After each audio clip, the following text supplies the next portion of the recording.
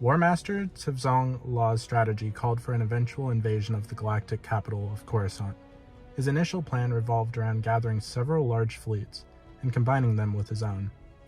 The plan, which was called Battle Plan Coruscant, also hinged on the YUUZAHN VONG conquering the world of Risi, which they planned to use as a staging area.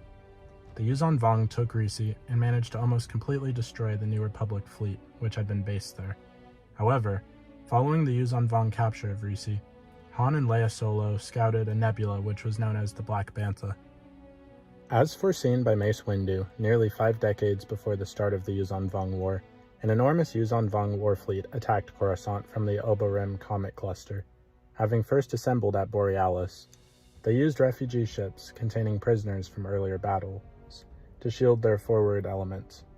Even with the efforts of a number of individual leaders, the new YUUZAHN VONG invasion fleet was simply too immense to repel. Commanders such as Garm Bel Libs, who commanded the 2nd Fleet Group, attempted to confront the YUUZAHN VONG fleet head-on. Admiral Trace Kefre, commander of the 1st Fleet Group, who chose to harass the individuals through long-range combat and bombardment. Wedge Antilles, commander of the 3rd Fleet Group, who throughout the battle ran an assault against the rear of the YUUZAHN VONG fleet. And Carlist Riken, who commanded the Coruscant Planetary Defense Force, organized and led ground defense of Coruscant.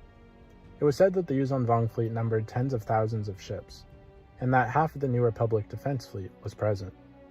For the battle, Borsk Freyla gave Admiral Sian Sov, Supreme Commander of the New Republic Navy, full command of the fleet.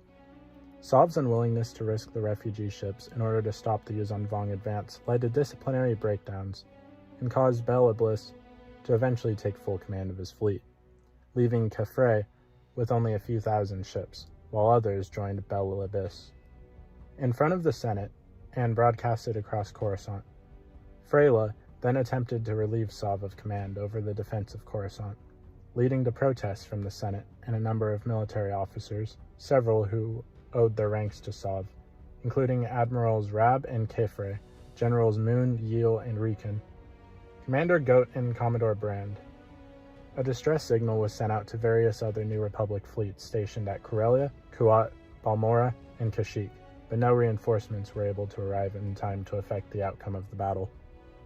The refugee ships, which had been taken from captured refugee convoys from worlds including Ratir and Renal, had been commandeered by the YUUZAHN VONG, were then deliberately piloted into Coruscant's shields to weaken them. This tactic eventually worked, as whole shield grids began to fail, and the surface-based shield generators were gradually destroyed. To combat the suicidal refugee ships, Coruscant's orbital defense platforms were put into intense service, but even these were not enough to stop the advance of the YUUZAHN VONG. Eventually, Coruscant's skyline was soddened with crashing vessels, and plasma fire rained down from the battle above the planet. Even the New Republic's orbital defense headquarters facility was crippled and fell out of orbit, crashing into the surface of Coruscant. As the space battle continued, the Jedi discovered that the YUUZAHN VONG had learned from earlier defeats and had brought into service several Yamosk war coordinators, instead of the traditional one. This effectively worked in the YUUZAHN VONG's favor, as the Jedi were now unable to destroy a single Yamosk, and thus send enemy forces into disarray. Nonetheless, in an effort to influence the battle and cause much confusion for the enemy as possible, Luke Skywalker and a number of other Jedi from Eclipse Station targeted the war-coordinating Yamosks and managed to destroy 4 of them. Meanwhile, Han Solo and Leia Organa on board the Millennium Falcon attempted to evacuate Chief of State Borsk Freyla from the planet, but were tasked with rescuing Luke Skywalker and Mara Jade Skywalker at the Western Sea. The second assault wave consisted of thousands of Yorick Trima dropships, Sig Seru air skimmers, swarms of Yorick Vec assault cruisers and coral skippers, legions of YUUZAHN VONG warriors, and Chazrak support troops. In desperation, Bil Libis' fleet was firing on the refugee ships in an attempt to halt the enemy advancement, but this tactic fell foul of Admirals Sov and Kefre, who did not agree with the killing of innocent refugees. Coruscant did have extensive minefields, but these didn't have quite as large of an impact as desired. With forces closing in on him at the Imperial Palace, Borsk Freyla declined the Solo's offer of transport, deciding to remain rather than be branded a coward. Before their departure, Freyla asked Organa Solo to make one final address to the people of Coruscant. She implored the people of the galaxy to never give up in the fight against the YUUZAHN VONG. Following the Solo's departure, Tsavong Law's aide Ram Zakar tried to force Borsk Freyla to surrender. When Freyla refused, he was killed. Before the Chief of State died, however, he had planted a proton bomb in the Imperial Palace that would be triggered by the cessation of his heartbeat. This inevitable detonation of this proton bomb resulted in the deaths of Ramkar, 25,000 YUUZAHN VONG warriors, the destruction of a portion of the Imperial Palace, along with its data towers, many surrounding buildings, and several YUUZAHN VONG vessels. Prior to his death, Freyla had ordered the data towers to be destroyed, to prevent valuable information getting into the hands of the YUUZAHN VONG. Through his suicide tactic, he had achieved this task himself. The battle lasted for several days, with heavy casualties on both sides. The Chazrak slave soldiers would perform most of the hard fighting deep down in the lower levels of Coruscant. Many of the planet's citizens were forced to flee the capital world during the battle, while those who did not manage to escape were forced to retreat into the city planet's lower levels. The number of citizens who died as a result of the conquest was estimated to be 100 billion, though it was regarded as an unreasonably high figure. Hundreds of millions of the survivors who were sent into space on camp ships to further reduce the resources of the New Republic. Many senators, fearing for their lives, commandeered bits of the fleet and escaped to their sectors as the battle progressed. The New Republic Defense Fleet was somewhat diminished as a result. The third wave was a biotoxin in the form of green algae, released by the YUUZAHN VONG, which devoured many of the buildings, including dead bodies and left behind black spots. Carole Skipper and Yorick Vec squadrons bombed the already devastated city world, causing damage to the defenders. The YUUZAHN VONG eventually captured Coruscant and had it terraformed and renamed YUUZAHN Tar, after their lost homeworld. Despite scoring a massive symbolic and strategic victory against the New Republic, Tsavong Law had also made a huge military mistake.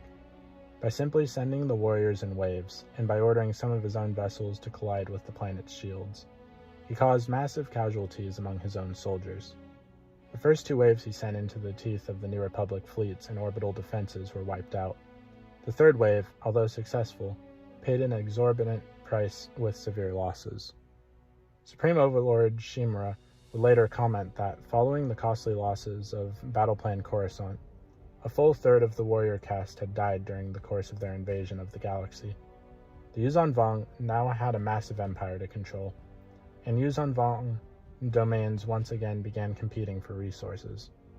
Shortly after the battle, the YUUZAHN VONG's single strategic reserve was destroyed in a New Republic ambush, and combined with the horrific losses, as well as the destruction of several other VONG fleets in other places, it meant from this point on, if the YUUZAHN VONG moved forces to any part of the galaxy, it would be at the price of somewhere else being left undefended. The New Republic Army Colonel Staven Thal was one of the few New Republic officers who elected to remain behind rather than evacuate. He and his soldiers remained under to relocate to Vandor 3, the next inner planet of the Coruscant system, where they formed a guerrilla unit called the Pop Dogs. Thal and his Pop Dogs harassed the YUUZAHN VONG until the system was liberated at the end of the war. The New Republic all but disintegrated after the battle. Though the Senate had been withdrawing fleets from the core world since the war began, many of these fleets lost coordination. Several planets immediately capitulated outright, receiving better treatment. In the initial aftermath, Councillor Pro and Corran Senator for Mon Calamari declared himself Chief of State, intending to sacrifice the New Republic in his hopes for securing his own survival. The Senate denounced Pro, but the Republic did not regain any sort of cohesion until the election of Cal Almas as President of the Senate. Cal Almas, a former rebel soldier, had come to the conclusion that the Senate and the Advisory Council were grossly unqualified to conduct the war in any competent fashion, an opinion the New Republic populace also soon held. There was also the realization that the YUUZAHN VONG had broken their word too many times to be trusted with future negotiations. Perhaps most importantly, though, were that the actions of the Jedi at Coruscant had placed them on the populace's better side. Using this political clout, Omos reorganized the New Republic into the Galactic Federation of Free Alliances, stripping the Senate of much executive power and confining it to legislative duties. He also formed the High Council, which finally gave the Jedi a role in the war effort. While it may have killed the New Republic, the fall of Coruscant also decided the eventual outcome of the YUUZAHN VONG War. So what do you guys think of the Battle of Coruscant? Please let me know in the comments down below. If you haven't already, please be sure to like the video, subscribe to the channel, join the Sith Citadel Discord, links in the description, and consider becoming a join member or sending a super thanks or checking the merch in the description if you wish to support the channel further. Otherwise, I'll see you in the next video.